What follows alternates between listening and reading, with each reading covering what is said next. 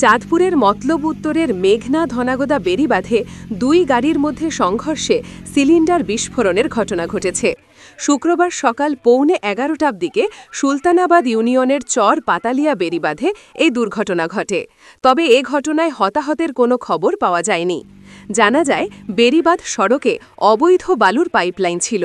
সকালে চলন্ত একটি প্রাইভেট কার সড়কে উঁচু পাইপলাইন দেখে স্লো করলে পিছন থেকে আসা একটি মাইক্রোবাসের সঙ্গে সংঘর্ষ ঘটে।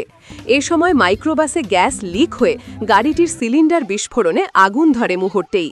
খবর পেয়ে ঘটনাস্থলে এসে আগুন নিয়ন্ত্রণ করে মতলব উত্তর ফায়ার সার্ভিসের দুটি ইউনিট। সচেতন মহল বলছে, ঘটনাস্থলে থাকা অবৈধ পাইপলাইনের কারণে এই দুর্ঘটনা ঘটেছে।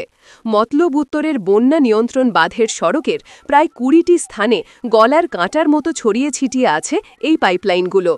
ইতিমধ্যেই উপজেলার বিভিন্ন সড়কে দুর্ঘটনায় বহু হতাহতের ঘটনা ঘটেছে, কিন্তু হরহামেশায় প্রশাসনের অভিযান থাকলেও এর স্থায়ী কোনো প্রতিকার হয়নি। তাই দ্রুত এসব বিষয়ে ব্যবস্থা নেওয়ার দাবি জানিয়েছেন সচেতন মহল। এদিকে এই বিষয়ে উপজেলা নির্বাহী কর্মকর্তার সাথে যোগাযোগ করে প্রয়োজনীয় ব্যবস্থা গ্রহণ করার কথা মতলবটুডে.কমকে জানিয়েছেন নবাগত এসিল্যান্ড রহমতুল্লাহ।